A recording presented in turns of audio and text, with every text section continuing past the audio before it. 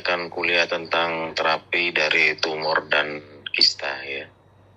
Mohon maaf saya majukan waktunya setengah jam karena 7:30 saya ini ada latihan ujian OSCE itu loh.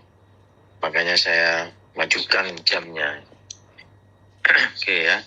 Jadi kuliah pagi ini tentang terapi tumor dan kista. Kalau kalian nanti menemukan suatu kasus tumor dan kista, memang ini bukan suatu kewenangan dari S1 ya.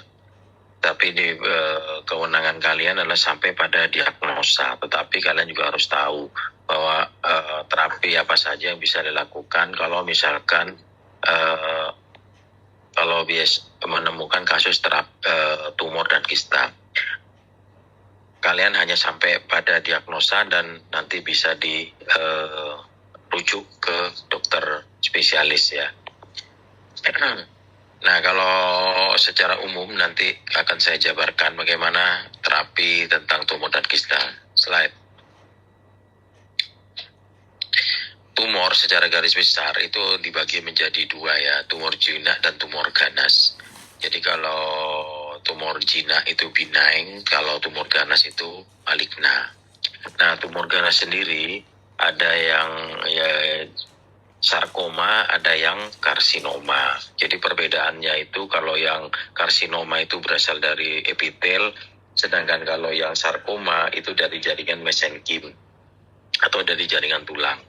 Nah, ini nanti ada perbedaan perlakuan pada tumor jinak dan tumor ganas ya. Jadi hati-hati kalau kalian nanti mendapatkan kelainan-kelainan yang mencurigakan, jangan berpikir bahwa kelainan itu merupakan kelainan yang biasa. Dan ini terjadi seminggu yang lalu ya, 2 minggu yang lalu lah saya dapat pasien ada pembesaran di gusinya. Tulang itu tidak ada kerusakan dari foto, tapi penampakan tumor, penampakan secara klinis mengarah ke kanker gitu. Waktu itu pasien saya itu menunjukkan hasil dari FNAB-nya. Dan FNAB-nya itu menunjukkan tanda-tanda peradangan. Secara klinis itu menuju ganas, tapi secara histopatologis PA, tapi PA-nya itu FNAB itu peradangan. Nah, waktu itu saya bilang ke pasien, ini terjadi Pak, saya bilang ada perbedaan diagnosa. Tapi kalau secara klinis saya yakin ini kanker, saya bilang gitu ya. Dan ini sudah dipegang oleh beberapa dokter gigi dan sudah dilakukan perawatan kuretase. Nah, ini kan fatal gitu ya. Akhirnya saya lakukan biopsi, insisional biopsi ya. Dan ternyata keluarnya squamous cell carcinoma. Squamous cell carcinoma ini suatu kanker. Nah, bagaimana beberapa dokter gigi yang melakukan perawatan dengan kuretase dan sebagainya itu menyangka bahwa ini kelainan gingivitis ya. Nah, ini yang berbahaya ya. Jadi kita itu harus lebih awas, harus lebih teliti dalam memeriksa. Dan ini risiko ya, risiko itu. Kalau misalkan ada kesalahan diagnostik gitu ya. Karena apa? Karena ada perbedaan perlakuan, apalagi yang tumor ganas itu. Kalau kalian melakukan suatu kuretase, nah ini bisa tambah memicu terjadinya metastasis ya. Slide. Untuk terapi, saya langsung masuk ke terapi tumor ganas. Saya tidak membahas tentang ciri-ciri, tentang staging, tentang metastasis dan sebagainya, karena saya materinya adalah terapinya gitu ya. Itu semestinya sudah dibahas di awal-awal. Saya nggak tahu yang ngasih siapa gitu tentang itu ya.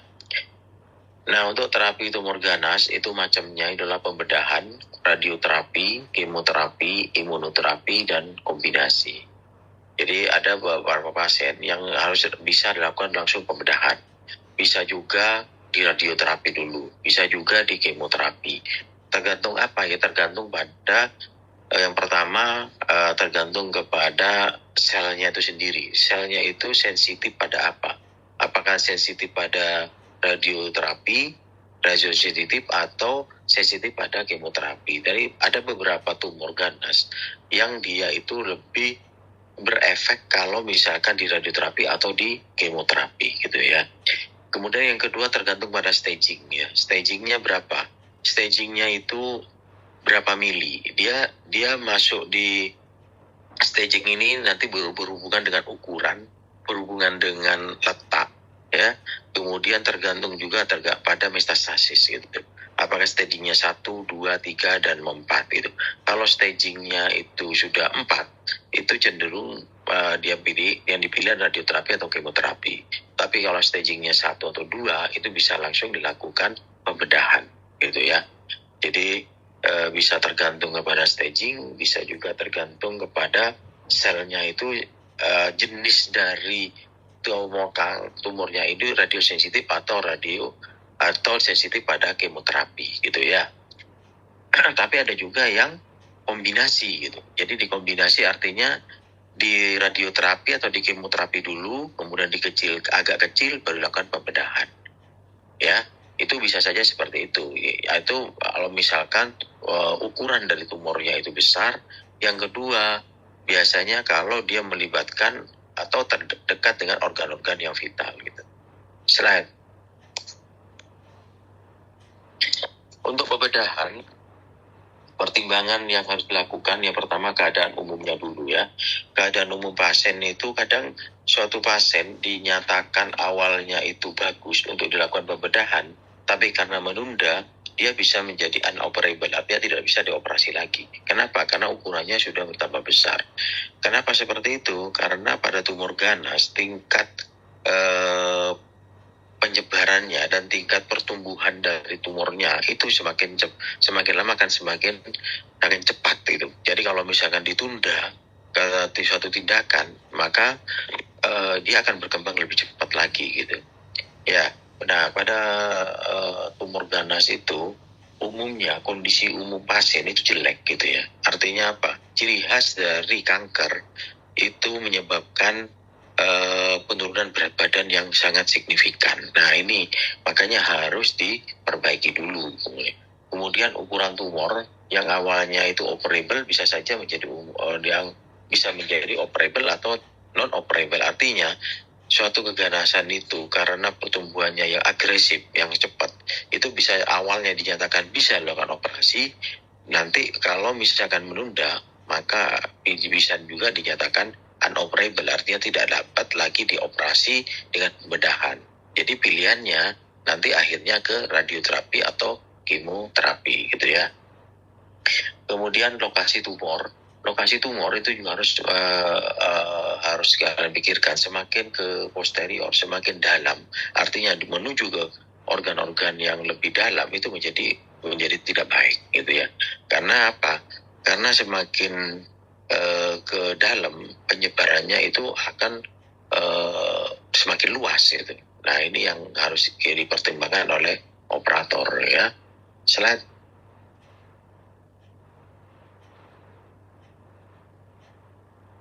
Yang menjadi masalah pada kanker itu untuk menentukan suatu lesinya itu lesi primer ataukah lesi sekunder. Artinya gini, kalau kalian menemukan suatu keganasan itu di daerah pipi misalnya, atau di daerah rahang, atau di daerah gingiva, itu harus ditentukan dulu apakah ini lesi primer atau sekunder. Artinya apa? Bisa saja itu merupakan pertumbuhan dari tempat lain, itu bisa. Jangan dipikir bahwa suatu kelainan yang benjolan di rahang itu merupakan hanya di sana saja. Itu bisa saja itu merupakan efek dari kanker-kanker yang di tempat lain yang tumbuh di sana, atau ada juga kanker yang di rahang, misalkan muncul di rahang tapi juga muncul di tempat lain. Kenapa seperti itu? Karena kanker sifatnya metastasis, artinya dia bisa menyebar ke tempat-tempat atau organ vital yang lain. Makanya pada saat orang itu didiagnosa sudah menjadi kanker, dia harus di-scan ya, harus di-scan seluruh tubuhnya untuk menentukan apakah si kanker ini hanya di satu tempat ataukah ada di tempat lain. Kenapa seperti itu? Karena sifat dari kanker itu adalah mudah lepas, jaringannya itu mudah lepas mengikuti aliran darah atau kelenjar limfe atau aliran limfe yang bisa tumbuh di mana-mana. Nah, itu yang harus dipikirkan ya oleh operator untuk menentukan tingkat terapi yang akan dipilih. Yang kemudian, apakah lesinya itu sudah melibatkan kelenjar limfa atau tidak yang bisa menyebar kemana-mana ya. Kalian lihat di foto sebelah kanan itu. Jadi kalau kalian temukan ada foto torak, kemudian ada warna putih bulat seperti itu, lihat bisa ditunjukkan kursor. Nah, yang bulat kanan, nah itu, ya itu. Jadi itu yang disebut dengan coin lesion ya. Jadi ini yang disebut dengan coin lesion, artinya lesi yang berbentuk seperti koin gitu. Ya, itu menunjukkan ada metastasis di daerah paru-parunya ya. Nah, itu lihat, kalau kalian menemukan seperti itu, ada buletan seperti itu, jangan dikira itu lucu-lucuan gitu. Itu artinya ada suatu penyebaran dari kanker yang sudah sampai di paru-paru seperti itu ya. Kemudian untuk terapi pembedahan ya, ada yang namanya reseksi rahang, artinya rahangnya itu dipotong gitu ya. Nah, reseksi rahang ada yang disebut dengan total atau yang disebut dengan subtotal. Kalau total artinya mandibulektomi atau yang disebut dengan maksilektomi, artinya semua mandibulanya dan semua maksilanya itu diambil. Tapi kalau subtotal itu disebut dengan hemimandibulektomi sebagian, ada yang disebut dengan juga reseksi segmental dan ada yang disebut dengan reseksi marginal gitu ya. Apa perbedaannya? Kalau hemimandibulektomi itu dipotong mandibulanya, kemudian mengikut sertakan kondel dan koronoid ya. Jadi itu diambil semua gitu. Itu disebut dengan hemi. Tapi dipotongnya itu separuh. Apakah dipotongnya mulai dari korpus, kemudian sampai ke ramus dan kondelnya, ataukah dipotong mulai dari angulus ke atas itu disebut dengan hemi. Yang jelas pada saat kita menggunakan kata hemi, artinya semua koronoid dan kondilus itu diambil gitu ya. Kalau yang segmental itu hanya sebagian saja, misalkan mau yang dipotong itu daerah angulus mandibula sampai ke korpusnya gitu ya, itu disebut dengan reseksi segmental. Kalau marginal itu hanya diambil sebagian saja dari mandibulanya gitu, jadi atau tulang maksilanya diambil sebagian, itu disebut dengan marginal gitu ya. Kemudian ada lagi yang disebut dengan RND, radical neck dissection, artinya kalau misalkan tadi saya sudah menjelaskan malignansi, ada yang disebut dengan sarkoma dan karsinoma. Nah, pada kasus-kasus yang karsinoma, misalkan ada suatu kanker pada daerah lidah atau misalkan pada gingiva gitu ya, itu dia memiliki kecenderungan untuk melewati kelenjar limfe yang terdekat. Makanya pada pasien-pasien yang kanker lidah atau kanker di daerah gingiva itu harus dipastikan kelenjar limfe di daerah wajah dan kelenjar limfe di daerah leher itu harus bersih atau tidak. Dan kecenderungan biasanya terutama pada kanker-kanker lidah itu cenderung ke arah turun, ke arah bawah. Sehingga harus ada dilakukan operasi, bukan hanya memotong lidahnya, tetapi juga diambil juga daerah kelenjar limfe pada daerah leher. Nah, ini yang disebut dengan RND, radical neck dissection ya. Jadi untuk mengambil tumor-tumor yang sudah metastasis ke daerah limfenya gitu. Jadi bukan hanya lidahnya yang dipotong, tapi kelenjar limfenya juga akan diambil gitu ya. Slide.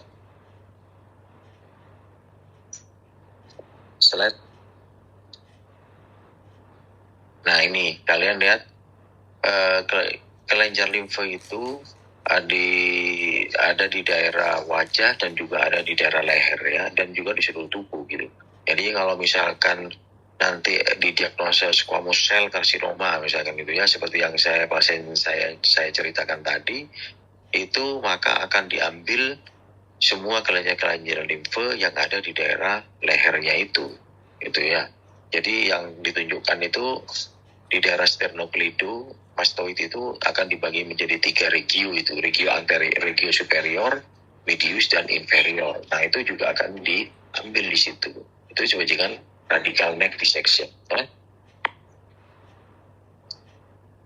Saya pun sebenarnya tidak boleh melakukan ini, tapi sampai sekarang kalau ada CA saya rujuk aja gitu ya ke bagian onkologi gitu ya.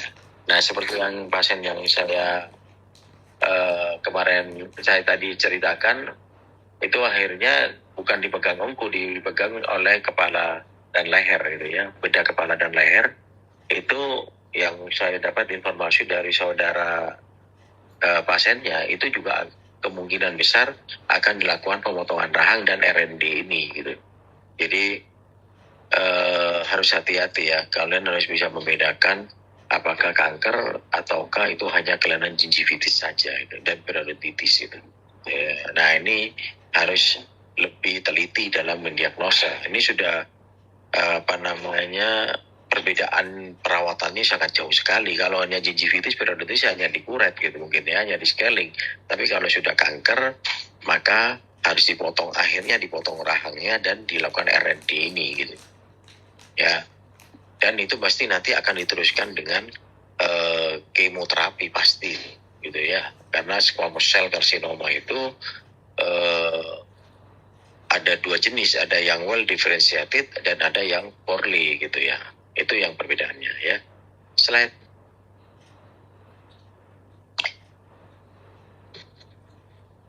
Untuk radioterapi itu sebentar, saya balik lagi ke bedah yang pembedahannya. Nah ini untuk yang pembedahan itu kalau kalian menemukan suatu keganasan itu bukan hanya dipotong pada kankernya saja, tetapi harus dipotong melibatkan pada jaringan yang sehat gitu. Jadi aturan mainnya kalau misalkan sudah didiagnosis kanker, maka harus diperluas pemotongannya itu 1 cm sampai 2 cm. Jadi ke anterior, ke inferior, superior, kemudian posterior, semuanya itu diperluas pemotongannya 1 cm sampai 2 cm. Makanya kalau misalkan ditemukan CA pada gingiva, maka rahangnya juga pasti akan dipotong. Nah itu alasannya kenapa akhirnya kok semua rahang kemudian juga dilakukan pengambilan kelenjar limfe, itu tujuannya yaitu untuk memperluas pengambilan pemotongan itu ke daerah yang sehat. Itu memang sudah pakemnya ya seperti itu ya. Nah sekarang slide. Untuk radioterapi itu untuk menghentikan pertumbuhan sel-sel kanker yang tidak terkontrol. Ini pilihan terapi lainnya ya selain pembedahan. Kemudian indikasi tumor yang tumbuh pada daerah yang tidak mungkin dioperasi, artinya tumor itu posisi yang dalam. Saya tadi mengatakan bahwa terapinya semakin tumor semakin ke dalam itu semakin tidak baik. Nah, akhirnya operasi itu tidak bisa dilakukan. Kenapa? Karena mungkin kondisinya yang terlalu berbahaya, terlalu dalam atau dekat dengan organ vital. Akhirnya pilihan terapinya adalah radioterapi ini ya. Tumor yang tumbuh pada jaringan lunak atau sudah meluas atau dia memiliki sifat radiosensitif. Artinya sel-sel tumornya itu dia memang sensitif untuk diberikan radioterapi. Artinya apa? Kalau dilakukan radioterapi itu memiliki efek penyembuhan gitu. Sel-selnya itu akan berhenti atau sel-selnya akan mati. Itu disebut dengan radiosensitif ya. Nah itu tergantung apa? Ya memang jenis tumornya yang seperti itu. Tetapi apakah semua kanker itu bisa di radioterapi? Tidak ya. Makanya ada jenis-jenis tertentu yang berdasarkan dari hasil penelitian memang dinyatakan dia radiosensitif seperti itu ya. Kemudian tumor yang di permukaan dan bila dilakukan operasi akan cacat. Jadi ini pertimbangan estetika ya. Estetika, kenapa menimbulkan kecacatan? Pasti ya karena dipotong dan harus melibatkan jaringan yang sehat 1 sampai 2 cm gitu. itu yang akhirnya pengambilan dari CA atau kanker itu akan lebih banyak jaringan yang diambil sehingga akan menimbulkan kecacatan gitu ya. Kemudian radioterapi ini juga bisa dikombinasi dengan operasi. Ya, jadi terapi-terapi yang diberikan itu pada umumnya kalau CA itu mengkombinasi ya. Ataukah dia di radioterapi dulu, ataukah di kemoterapi baru dibedah, atau dibedah dulu baru di radioterapi bisa, atau di kemoterapi. Jadi tergantung kepada jenis tumornya itu sendiri gitu. Tumor yang sudah lanjut untuk mengurangi rasa sakit dan meringankan keluhan penderita ya. Kalau misalkan tumornya itu sudah dinyatakan unoperable, artinya itu sudah besar dan tidak bisa dilakukan pembedahan atau dilakukan pemotongan gitu ya, atau mungkin juga kondisi umum pasien yang sudah tua gitu ya, artinya tidak mungkin lagi lakukan operasi, yang bisa dilakukan ya hanya rasa sakit, untuk meningkatkan rasa sakit atau meningkatkan keluhan penderita. Itu yang disebut dengan perawatan kasih sayang. Artinya perawatan yang sudah diberikan itu bukan lagi pada terapi, tapi hanya menghilangkan gejala-gejala saja. Kenapa? Karena pada pasien-pasien yang kanker itu biasanya akan timbul rasa sakit yang hebat gitu ya. Slide. Untuk macam radiasi ada disebut dengan radiasi radikal, paliatif, pre-op, dan post-op atau adjuvan ya. Kalau radikal artinya dia langsung diterapi pada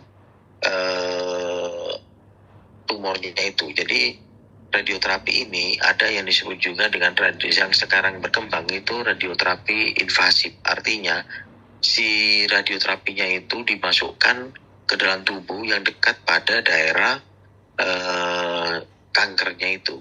Nah itu disebut dengan radikal. Kalau yang paliatif ini merupakan suatu terapi yang untuk mengurangi atau menurunkan dulu mengurangi keluhan-keluhan yang diderita oleh pasien gitu, seperti rasa sakit gitu ya. Nah itu untuk mengurangi dulu disebut dengan paliatif. Tapi kalau yang pre-op biasanya diberikan untuk mengurangi besarnya dari si kankernya itu. Kalau post-op itu terapi ini diberikan merupakan suatu radioterapi tambahan. Artinya apa? Setelah dilakukan pembedahan itu ada terapi namanya terapi post-op atau adjuvan yang diberikan untuk membunuh sel-sel kanker yang mungkin masih ada. Meskipun kita sudah memperluas 1 cm sampai 2 cm pembedahan, tapi ada kalanya sel-sel kanker itu masih ada di beberapa tempat. Makanya ini ditambahi dengan adjuvan. Kenapa? Karena sifat dari sel-sel kanker itu infiltratif dan invasif ya. Jadi dia bisa masuk dan bisa menyebar kemana-mana gitu. Slide. Efek samping yang terjadi pada radioterapi adalah kulit menjadi hitam, kemudian terasa terbakar, rambut rontok, nausea, vomitus, osteonekrosis. Jadi ini yang tidak enak ya. Jadi kalau pada pasien-pasien yang sudah lakukan radioterapi, ini akan timbul gejala-gejala seperti ini. Dan hati-hati kalau kalian misalkan pasiennya itu mau dilakukan pencabutan setelah radioterapi. Kenapa? Karena pasien-pasien yang sudah radioterapi ini mengakibatkan osteoradionekrosis, artinya kematian pada tulangnya itu. Ya, jadi ada kemungkinan kematian pada jaringan tulang. Jadi kalau kalian melakukan pencabutan pada pasien-pasien yang post radioterapi, nanti akan menjadi tulangnya itu menjadi mati ya, osteomilitis itu ya. Osteomilitis kemudian nekrotik akhirnya yang terjadi ya. Kemudian sinar diarahkan pada tumor dengan survei 1-2 mm di atas jaringan tumornya. Ini kalau misalkan tumornya di permukaan. Tapi kalau tumornya dalam, itu yang saya sebut tadi radio invasif. Artinya ada alat yang dimasukkan ke dalam tubuh sampai mendekati dari tumornya itu. Ini tujuannya apa? Tujuannya agar bisa membunuh sel-sel dari kankernya itu ya. Dosis yang diberikan biasanya 6.000 sampai 7.000 rad selama 4 sampai 6 minggu. Ini biasanya kalau radioterapi itu paket-paketan gitu ya memang.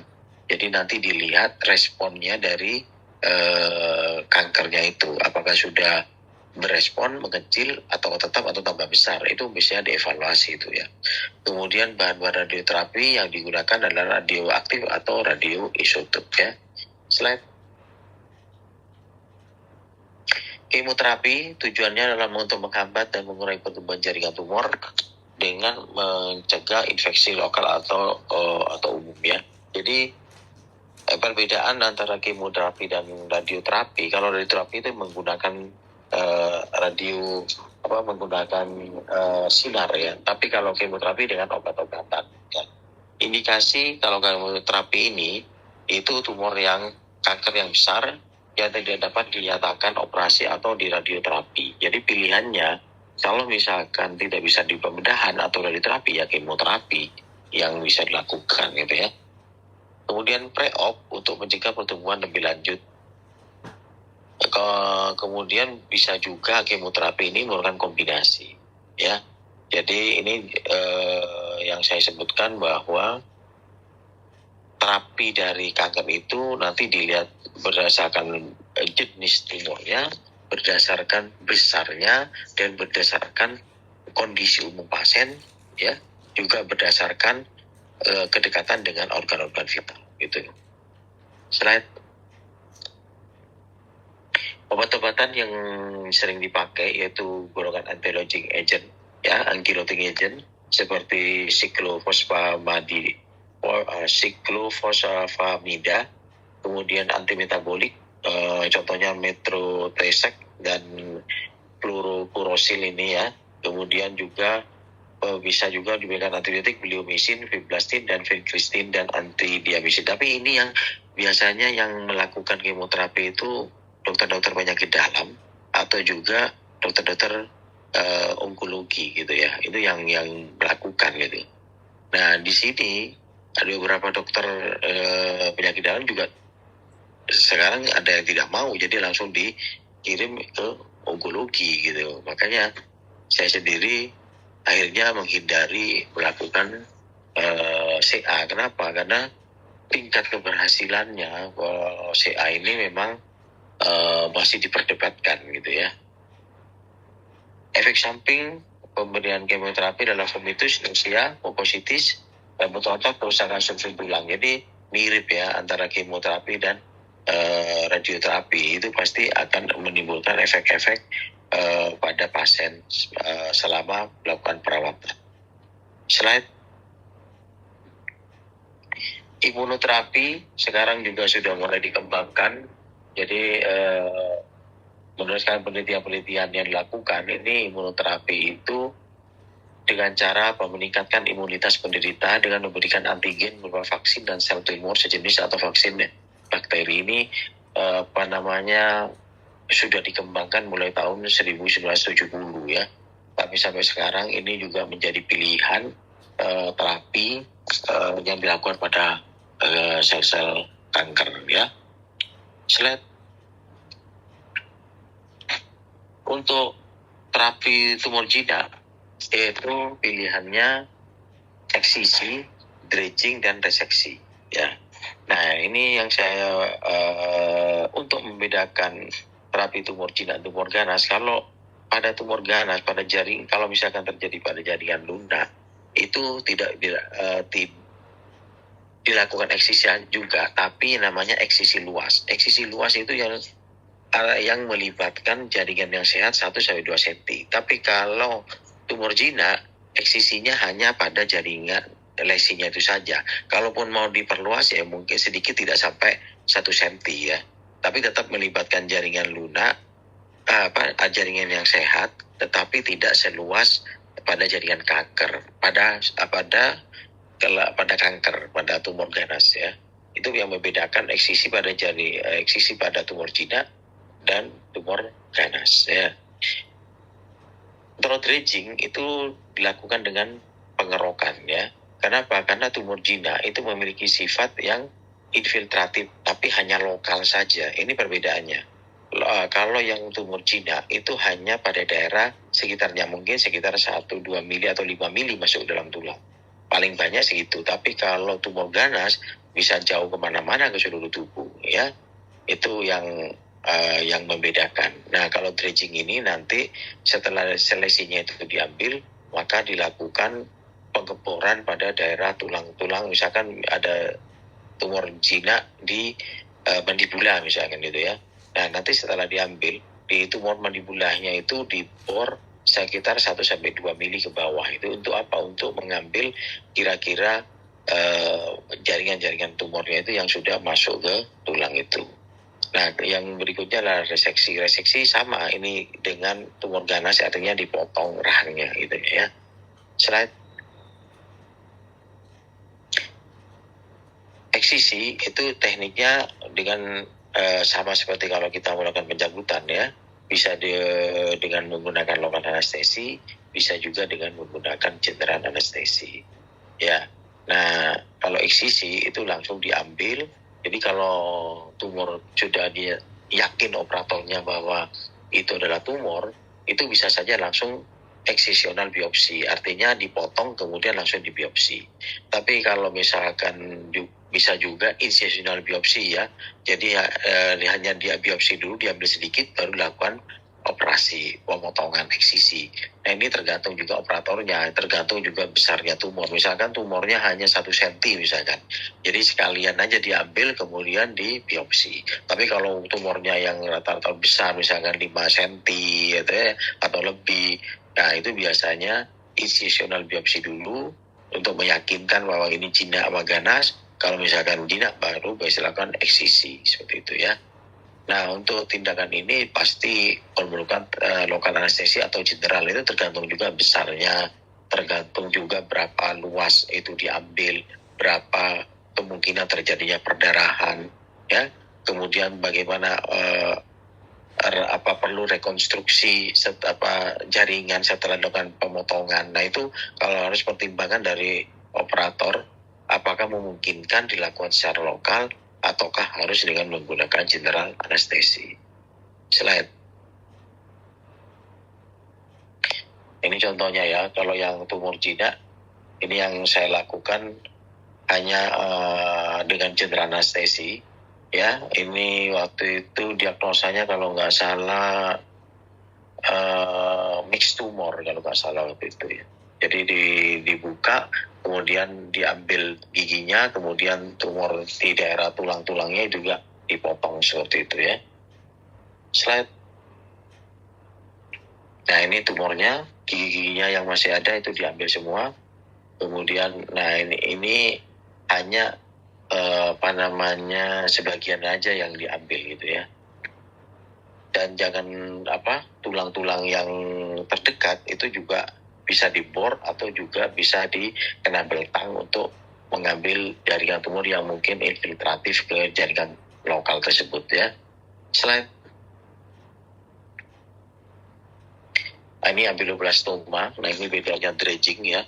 Jadi kalau dredging itu tidak dilakukan pemotongan rahang ya, tapi diambil tumornya kemudian dilakukan pengeboran pada tulang-tulangnya itu. Tapi dredging ini sampai sekarang juga masih kontroversi ya. Ada yang setuju, ada yang tidak setuju. Kenapa? Pada dredging ini kelemahannya tingkat rekurensinya itu sangat tinggi. Ya. Jadi kalau dredging, yang dipilih dredging biasanya operasinya itu tidak sekali, tapi bisa beberapa kali. Jadi setelah nanti 3-4 bulan itu akan diulang lagi operasinya sampai dinyatakan bahwa jaringannya itu sudah bebas, tidak tumbuh lagi. Ya. Jadi kerugian dredging itu operasinya akan beberapa kali dilakukan, tapi kelebihannya rahang itu masih dipertahankan. Ya. Slide.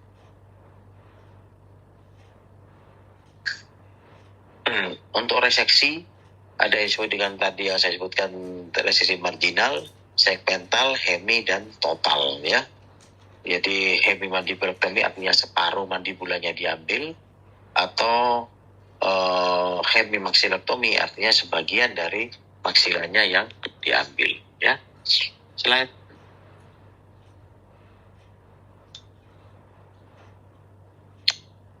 Nah itu yang gambar A itu yang disebut dengan reseksi marginal ya. Jadi marginal itu hanya diambil yang garis, kamu tunjukkan pakai kursornya itu. Garis yang terpotong-potong itu. Jadi itu yang diambil, itu disebut dengan marginal. Itu. Jadi rahangnya, kontur korpus mandibula itu masih tetap ada. Nah, kalau yang B, kalian lihat yang B. Yang B itu dengan segmental, artinya dipotong, tapi koronoid dan kondyle itu masih tetap ada. Gitu. Nanti diganti dengan plat rahang, plat ya. Ya, yang C, jadi kalau misalkan dipotongnya di garis-garis seperti itu masih dikatakan segmental. Atau, tapi kalau semua kondelnya itu diambil, melibatkan kondel dan koronoid, itu disebut dengan hemi. Mandibulektomi gitu ya. Slide. Nah ini pasien yang saya lakukan ya. Ini apa waktu itu ya? Lupa. Osteofibroma kalau nggak salah pasien ini dulu. Ini saya lakukan reseksi segmental ya pasien ini. Itu lihat di panoramik, kalian lihat di panoramik sebelah kiri. Tunjukkan lagi. Nah itu. Bukan sebelah kiri. Kiri, bukan yang barusan nih, gambar yang ini barusan. Nah itu panoramik yang kiri. Kiri mana kiri? Itu kanan itu. Bawah mandibula. Nah itu kalau kalian menemukan seperti itu, artinya itu ada jaringan di situ ya, jaringan tumor di situ. Ya hasil biopsi kalau nggak salah waktu itu ini ossifying fibrom kalau nggak salah. Nah itu ya. Nah ini waktu operasinya kalian lihat di sebelah kanan itu.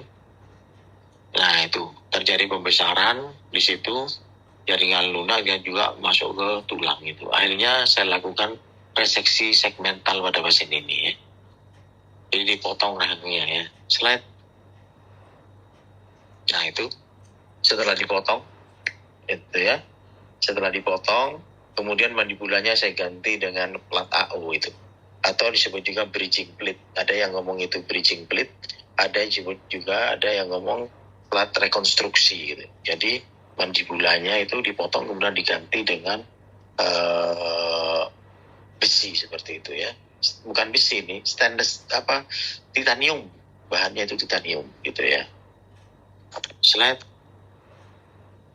Nah, itu setelah dipotong, itu jaringannya yang dipotong, yang sebelah kiri ya semua itu tumornya itu yang sebelah kanan. Nah itu kemudian post op, nah kalian lihat itu bekasnya operasi ya, bekasnya operasi yang pembukaan untuk memotong rahangnya itu. Slide. Untuk kista, sekarang ke kista itu marsupialisasi dan enukleasi. Apa perbedaannya? Kalau marsupialisasi itu hanya pengambilan dari sebagian dari dinding kista. Kalau enukleasi itu pengambilan seluruh dinding kista dan gigi-giginya juga diambil. Marsupialisasi biasanya dipilih pada kasus yang kistanya itu besar. Kemudian yang kedua,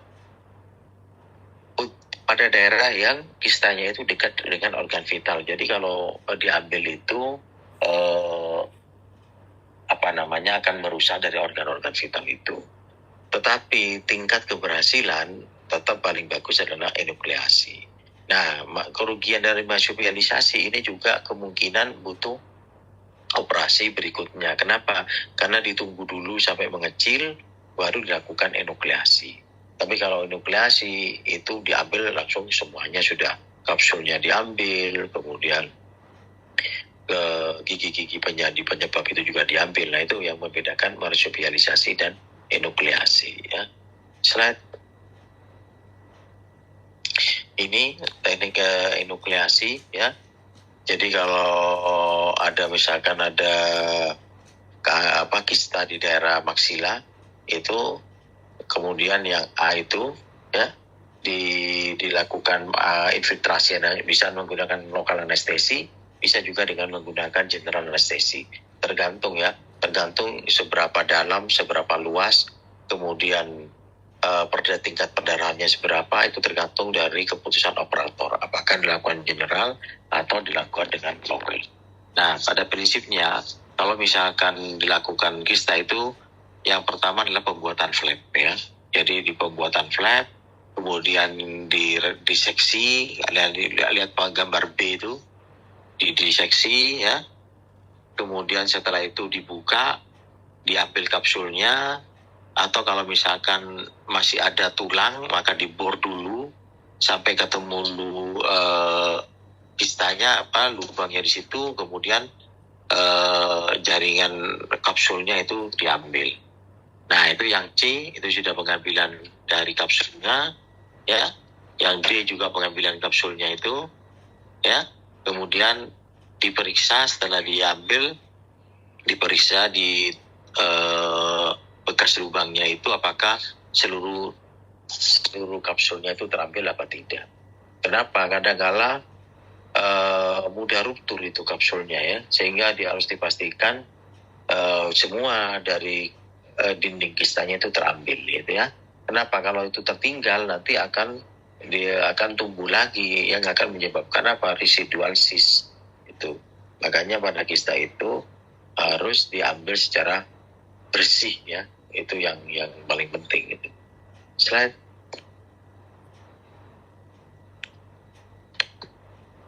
Kalau marsupialisasi seperti ini ya. Jadi marsupialisasi itu setelah dilakukan anestesi ya, kalau ini bisa dengan lokal aja bisa ya. Jadi setelah dibuka pembuatan flap, kemudian dinding kistanya itu dipotong, bisa dengan digunting atau juga bisa dengan langsung pakai pisau ya, sebagai mesh gitu ya. Tetapi kalau misalkan kalian melakukan marsupialisasi itu sebelum dipotong itu ada dijahit dulu dua sisi kiri dan kanan itu, yang bawah itu. Jadi sebelum dipotong itu dijahit dulu sebagian, tujuannya apa? Biar kapsulnya itu masih bisa bisa dijepit, bisa diikat gitu ya. Kalau tanpa dijahit dulu dinding sampingnya, maka setelah diinsisi cairannya keluar, maka hilang, udah gak ketemu itu kapsulnya. Kenapa? Karena sudah kabur dengan jaringan-jaringan sehat lainnya gitu. Nah setelah diikat samping-sampingnya, baru tengahnya itu dia diinsisi, kemudian cairannya keluar, kemudian jaringan yang kistanya itu diambil sebagian ya, kemudian dilakukan penjahitan seperti yang C itu ya. Nah nanti jaringan kapsulnya ini akan semakin lama semakin mengecil. Setelah mengecil baru nanti dilakukan enukleasi. Tapi pada kasus ranula itu biasanya dibiarkan saja. Kenapa? Kistanya itu, dinding kista nanti akan menjadi lapisan di dasar mulut yang nanti akan hilang dengan sendirinya gitu. Slide. Nah ini ya kista di ibu-ibu yang saya kerjakan ya, yang di rahang bawah. Ini cukup besar, kalian lihat itu mandibulanya sampai mentalisnya, kalian lihat itu sampai sebesar itu ya. Jadi ini cukup luas itu. Nah itu terus ke bawah terus ya ke kanan. Nah itu. Jadi ini sudah sepuh gitu ya.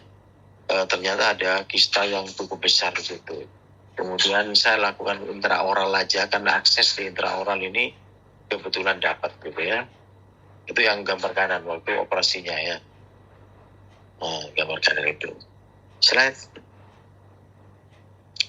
Ini juga di maksila ya. Kista ini di maksila, di palatum juga ya. Nah itu sedang yang gambar kanan itu kapsulnya. Jadi kalau kista kapsulnya seperti itu ya, di sebelah kanan. Nah itu kapsul dari kistanya terambil seperti itu. Ya, slide. Nah selesai. Ada pertanyaan? Saya kuliahnya sama kelenjar ludah kan ya? Benar dokter, ini mau saya share screen. Ya, saya sekalian nanti pertanyaannya belakangan, Miss. Kapan presensinya ini yang kuliah berikutnya? Izin dokter, hari ini dari jam 6 sampai 7.50 dan 7.50 hingga 9.40 dokter.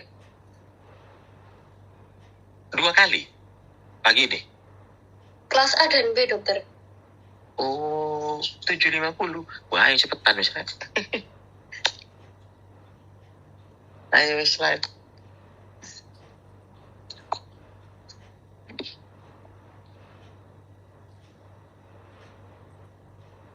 Nah, sekarang ke kelenjar ludah ya.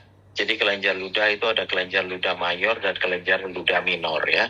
Kelenjar ludah mayor itu parotis, sublingual, dan submandibular ya. Kalau kelenjar ludah minor itu kelenjar-kelenjar yang berada di bibir, kemudian bawah lidah, palatum ya, kemudian mukosa bukal. Nah itu bisa menjadi kelenjar-kelenjar ludah minor yang memberikan aliran ludah ke rongga mulut dan gingiva sekitarnya ya. Pada kelenjar ludah ini juga ada kelainan-kelainan yang bisa terjadi gitu ya. Selain ini anatominya, yang atas itu yang kelenjar parotis ya, yang paling besar.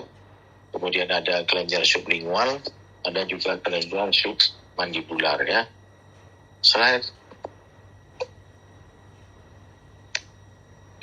kelenjar ludah, produksi kelenjar ludah yang terbesar itu kelenjar submandibular 70%, kemudian parotis 25%, dan kelenjar sublingualis 3-4%. Secara anatomi yang paling besar itu parotis, tetapi produksi kelenjar ludahnya yang paling banyak adalah submandibular ya. Kemudian yang kelenjar ludah minor itu sisanya ya, yang kecil-kecil di daerah bibir atau di mukosa labial atau mukosa bukal ya. Slide. Dasar diagnosis itu semuanya sama ya, seperti kelainan-kelainan yang lain. Yang pertama berdasarkan riwayat dan penampakan klinis. Biasanya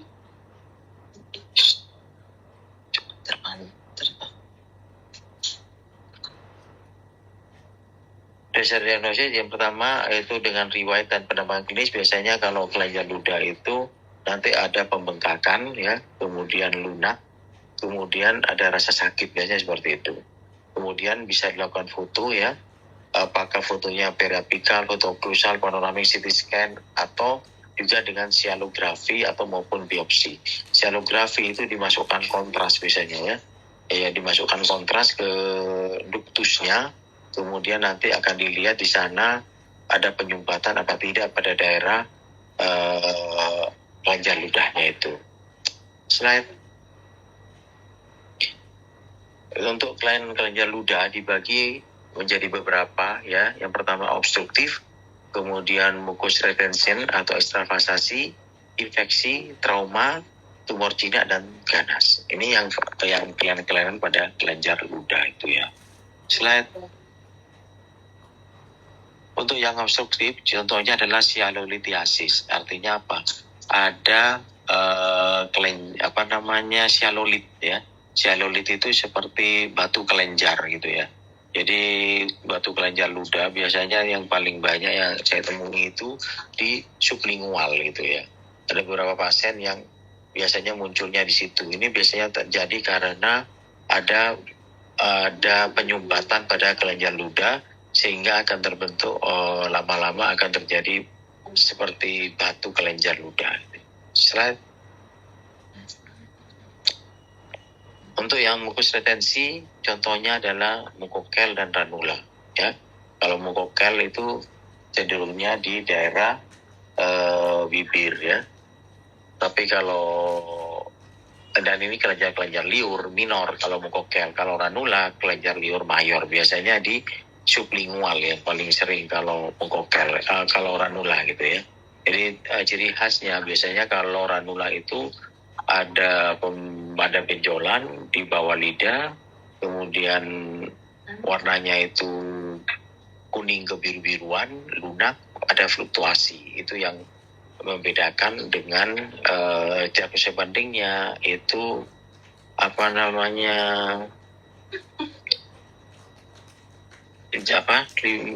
limfoma yang jaringan lemak itu, tumor kelenjar lemak itu loh. Itu yang sebanding yang membedakan gitu ya. Slide. Untuk infeksi sialoledenitis artinya ada peradangan pada kelenjar ludah, kemudian necrotizing sialometaplasia dan Sjögren syndrome. Ini yang termasuk golongan infeksi. Slide. Cepat kalau ini ya tuh. Kalau tumor ada di dua, kelainan di kelenjar ludah, jinak dan ganas. Kalau yang jinak contohnya pleomorphic adenoma, Warthin tumor, papillary cystadenoma dan lymphopatosum. Sedangkan yang ganas mucoepidermoid carcinoma, adenokarsinoma, adenoid kystic carcinoma ya. Jadi hati-hati kalau kalian temukan di kelenjar ludah, ada yang sifatnya jinak, ada yang sifatnya ganas. Nanti ditentukan berdasarkan apa? Berdasarkan hasil dari biopsinya itu ya. Slide. Untuk terapi, untuk kelenjar ludah ada terapi medikasi, artinya dengan obat-obatan. Yang kedua itu dengan pembedahan ya. Slide. Untuk sialolitiasis, nah ini yang sialolit. Kalau sialolit ini bisa dengan lokal aja ya, lokal anestesi, disuntik aja pada bagian lingualnya itu, yang warna kuning sebelah kiri, ya, itu ada warna kuning itu kalau dipegang itu mengeras ya, ada pengeras. Kemudian biasanya ciri khasnya itu pasien itu agak sakit kalau menelan, biasanya seperti itu keluhannya. Dan kalau diperiksa itu ada pengerasan daerah sana, dan kalau di foto panoramik itu ada gambaran radiopak. Jadi tinggal di anestesi di sebelahnya, kemudian diinsisi, kemudian diambil sialolitnya itu ya, seperti batu itu nanti itu kalau diambilnya itu. Slide. Insisi, nah ini yang saya jelaskan tadi ya. Kalau misalkan tidak terlalu dalam, itu bisa dengan lokal anestesi. Tapi kalau yang sudah terlalu dalam, itu dengan general. Dan hati-hati kalau pengambilan di daerah lingual, di bawahnya itu ada nervus lingualis biasanya ya. Jadi harus hati-hati, dipisahkan, jangan langsung insisi dalam, tapi dipisahkan, didiseksi pelan-pelan sehingga tidak merusak nervus lingualis itu ya. Beberapa kali saya lakukan itu memang di bawahnya itu ada nervus itu ya. Jadi kita anestesi pada saat diinsisi, kemudian dibuka pelan-pelan, kemudian lapis demi lapis sehingga tidak merusak organ-organ vital yang ada di daerah sana ya. Slide. Ini yang atas itu mukokel ya. Jadi kalau mukokel itu di jaringan kelenjar ludah minor, tapi kan ranula itu mayor ya. Itu yang bawah, gambar bawah itu di bawah lidahnya ada benjolan lunak, warnanya itu kuning misalnya. Kemudian ada fluktuasi ya. Nah kalau ranula itu ada yang unilateral, ada yang bilateral ya. Jadi ada yang seperti itu. Nah untuk terapi kalau yang mukokel itu cenderung dilakukan enukleasi. Tapi kalau yang ranula itu marsupialisasi gitu ya. Coba.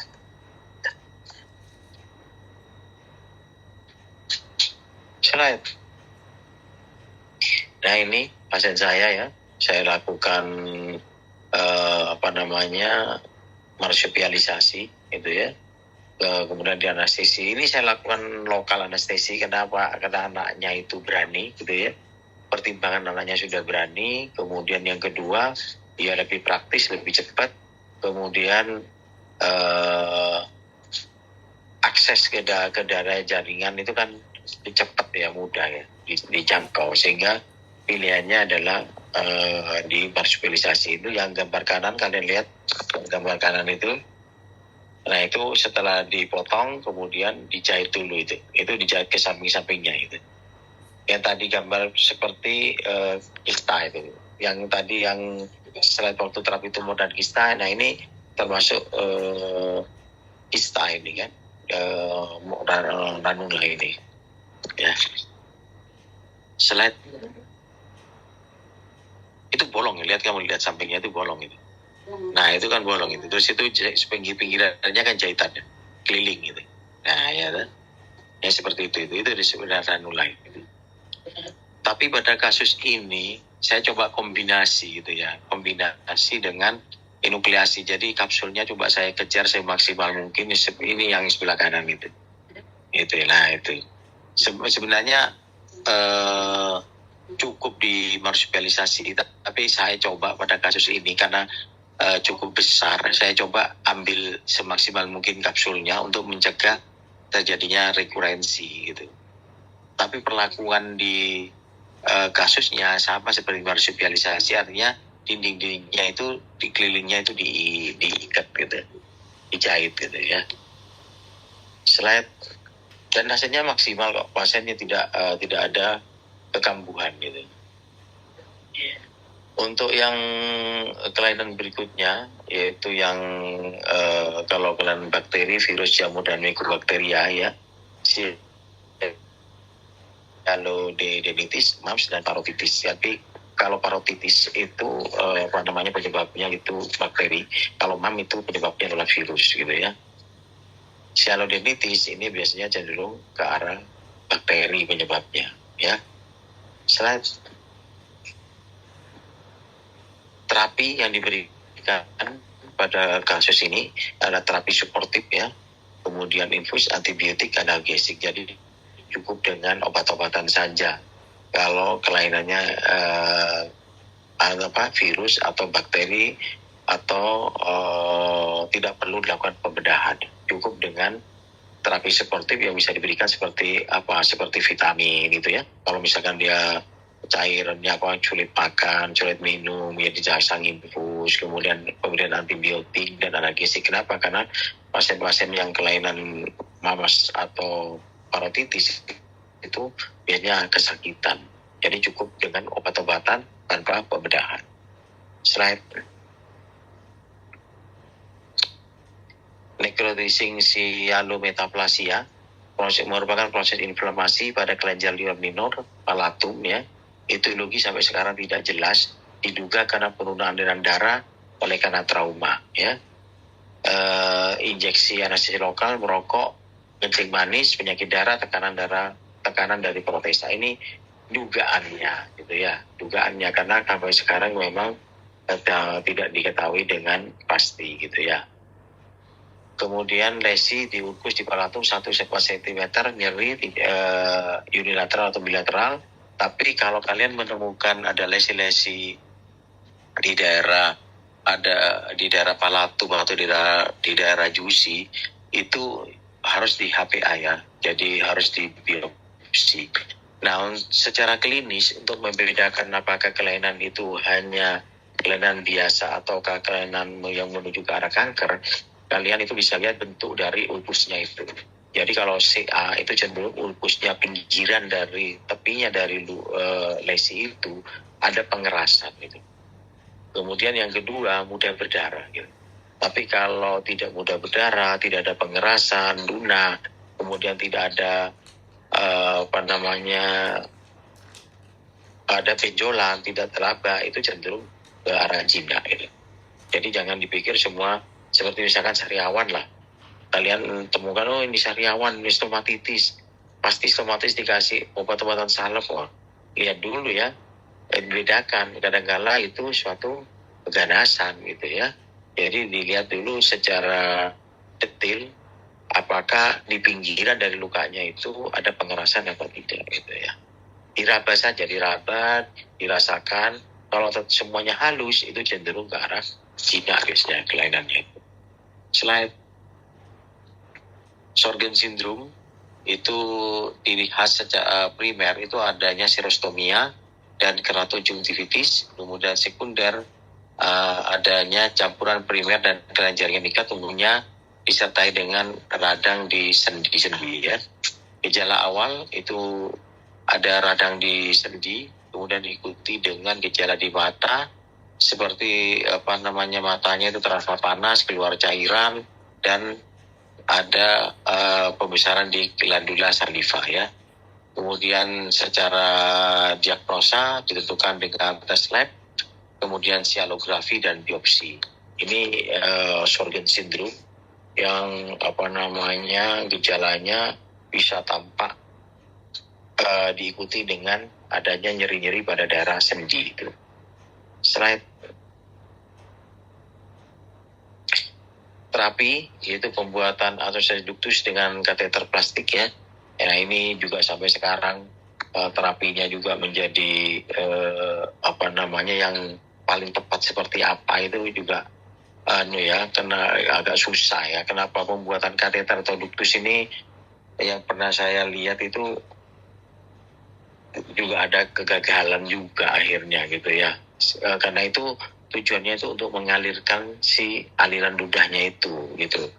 Ya, kenapa? Karena pada terapi pada Sjögren syndrome ini nanti biasanya ada penyumbatan pada daerah ductusnya itu, makanya dibuat ductus yang sintetik gitu ya.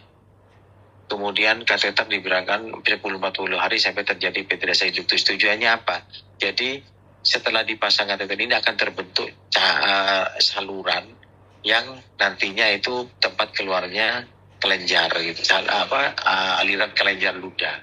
Nah ini yang saya bilang tingkat kegagalannya juga sangat besar juga pada terapi Sjögren syndrome ini ya. Slide.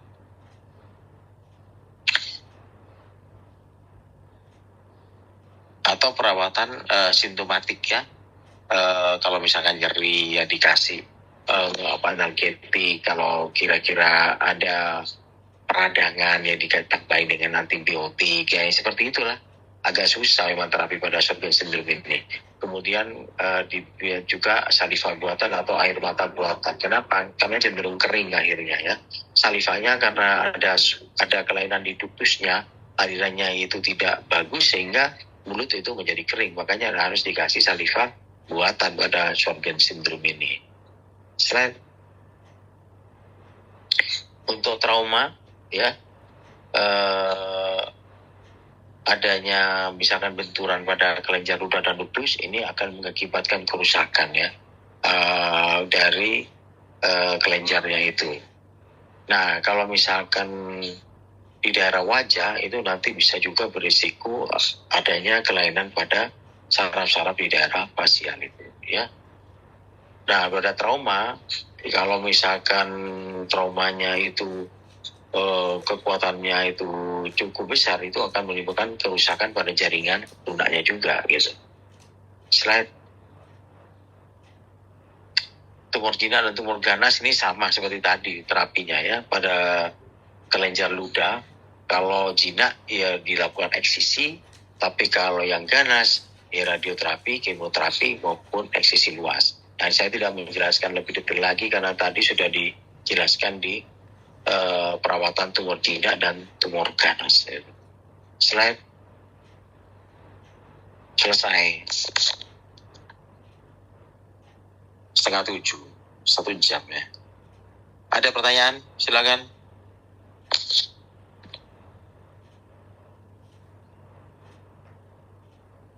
Silakan kalau ada yang ditanyakan.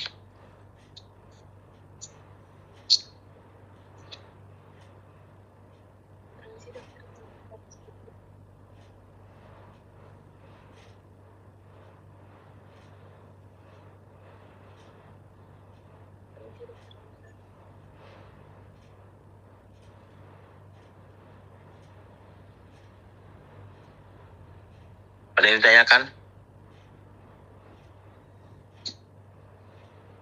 Kapan ujiannya ini ya? Hari Rabu, dokter. Permisi dokter, itu ada yang mau tanya Niluh Kade. Ya, silakan. Apakah terdengar? Monggo Niluh Kade. Mau bertanya apakah suaranya terdengar nih dokter? Iya, terdengar. Tadi untuk yang ranula itu apakah selalu marsupialisasi gitu dokter untuk perawatan terapinya? Apakah tidak mungkin untuk dilakukan enuklasi? Itu apakah karena ranula dikategorikan termasuk kista yang besar atau bagaimana gitu dokter?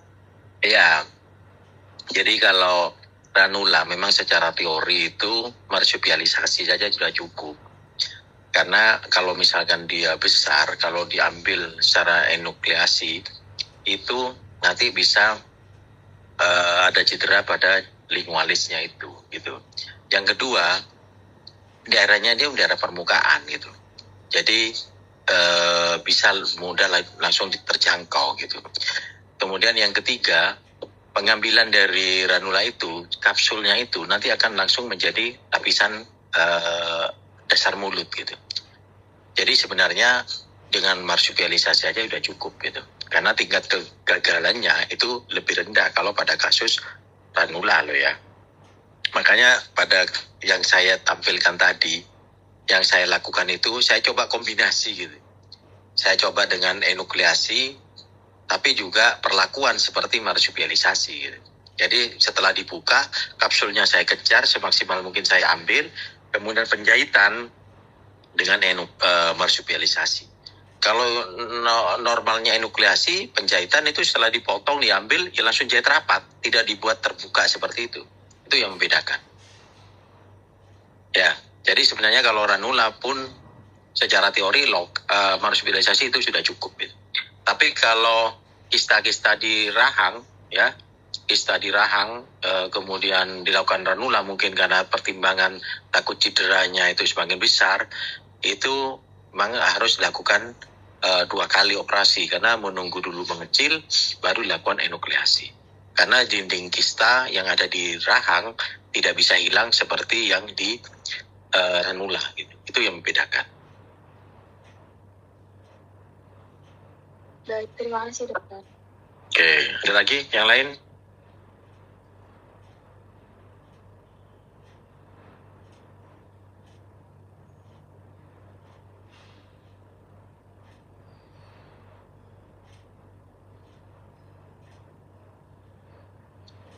Tidak ada? Kalau tidak ada, saya akhiri. Misi dokter itu Mbak Plana mau tanya sepertinya. Berarti besok ujiannya ya? Oke dokter, besok ujiannya. Well, selamat bis. Ayo silakan. Hai, apa sopo jenenge iki? Hai Kelana. Iya dokter. Permisi dokter. Perempuan loh, kira laki kau. Iya dokter, perempuan. Ya silakan. Izin bertanya dokter, tadi kan dijelaskan pada teknik operasi itu untuk RND itu kegiatannya itu pemotongan daerah yang mengalami karsinoma dan juga kelenjar limfu yang ada di sekitarnya ya dokter. Lalu untuk perbedaannya dengan limfektominya itu bagaimana ya dokter? Jadi RND itu, radical neck dissection itu pengambilan pada daerah kelenjar limfe. Jadi kelenjar-kelenjar limfe terdekat pada daerah tumornya itu tuh diambil. Jadi tujuannya itu sebenarnya profilaksis. Jadi dibersihkan. Kenapa? Karena pada umumnya karsinoma itu yang jenis squamous cell karsinoma, dia akan melewati penyebarannya lewat kelenjar limfe. Jadi di dalam rongga mulut, di daerah wajah dan segi tubuh semuanya, aliran limfe itu seperti aliran sungai gitu. Jadi dia mengalir ke daerah-daerah terdekat di situ. Tujuannya yang terdekat di situ itu juga dibersihkan untuk mencegah terjadinya rekurensi. Itu yang dilakukan RND itu, yang membedakan. Ya, jadi bukan hanya tumornya saja diambil, tapi istilahnya yang terdekat yang kira-kira nanti menjadi penyebaran dari tumor itu juga diambil kelenjar limfenya, seperti itu. Tapi kalau yang memang tumbuh di kelenjar limfu dimanapun, misalkan jauh, ya tidak bisa dilakukan RND, tapi dengan radioterapi atau kemoterapi, seperti itu.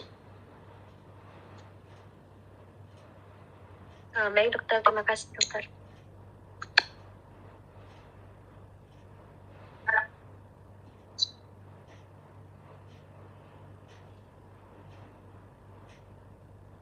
Ada lagi?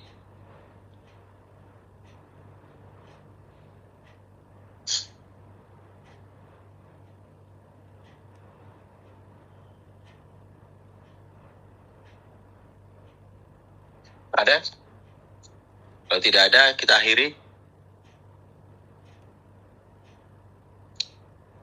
Oke ya, nggak ada ya. Saya akhiri. Semoga kuliah hari ini ada tambahan pengetahuan, tambahan ilmu untuk kalian. Dan selamat ujian. Semoga lulus semua ya. Amin. Oke, saya akhiri. Wassalamualaikum warahmatullahi wabarakatuh. Waalaikumsalam warahmatullahi wabarakatuh. Terima kasih dokter.